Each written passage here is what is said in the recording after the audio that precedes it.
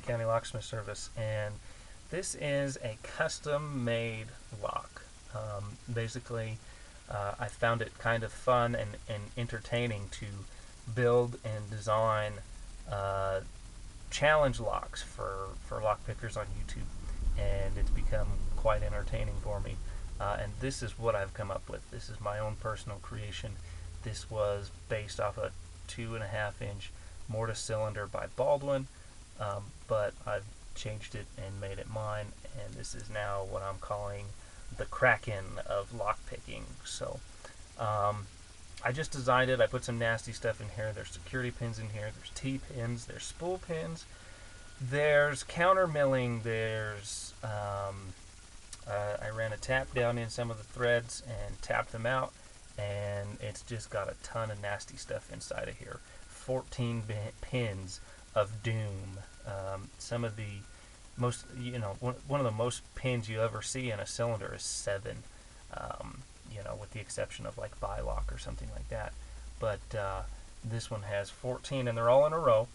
And it actually does have a key that actually does work. You can see that cylinder is definitely rotating. One of the most difficult parts about this was actually making the key.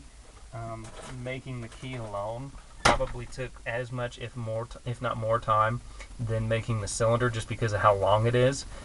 So basically I took one of these Stanley SC4 keyways and ground it down with a Dremel tool and custom made the milling inside of there to make it have an actual key that works, because I really think, to be perfectly fair to the lock picker, that if you're going to design a challenge lock, it should actually work. It should have a working key, I should say, and this one definitely does. Although that was one of the more difficult things about it. And you can see this key. You just need to be super careful with this key, and you can see that key right there. You can see some of the millings on it right here. This is the problem. I probably went through about 18 different keys trying to make this with solder, epoxy, all kinds of different stuff. And where this milling comes together is very, very difficult to recreate with simple tools. I made this entire thing with a drill press and a Dremel tool, pretty much. So you can see that the lock does lock up, and then when the key is inserted, it needs to be gently pushed because it is so thin. It may need a little rocking back and forth with the tailpiece back here to get it to fit all the way, but it definitely does work, and it definitely does go in there. Once the key is inserted, you'll need to line it up directly with this tailpiece back here. When it's flush with that, it will be ready to go. Flush with that tailpiece cylinder right there. Just a tiny little bit off, and it's not going to go.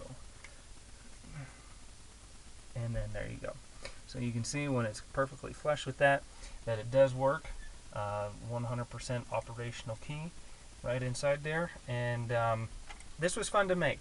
This is pretty out there and extreme, and it took a whole lot of time and a whole lot of effort put into this, but it is kind of fun to see what exactly people can and can't pick. And the fun part about this challenge lock is anybody that tries to pick this lock is going to have to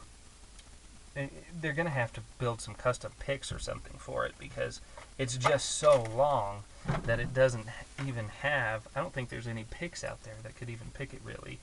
I've also installed these cap screws on everything instead of just a flat shielding piece.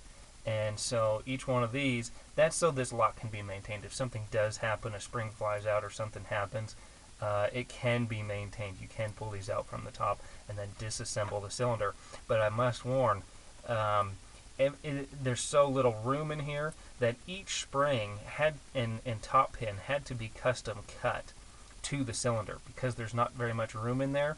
Basically, the cylinder was packed. The top pin and the bottom pin had to be matching to where they wouldn't jam up and be too tall when the key's being removed to fit in here. That's one of the other challenges that was very difficult about this, was getting everything to fit. And then the springs actually had to be custom fit to each cylinder. So lock 1 spring is different, or pin 1 is different from pin 9. They're all different in there. So this was fun to do. I hope it gets out there. I hope some people can pick it.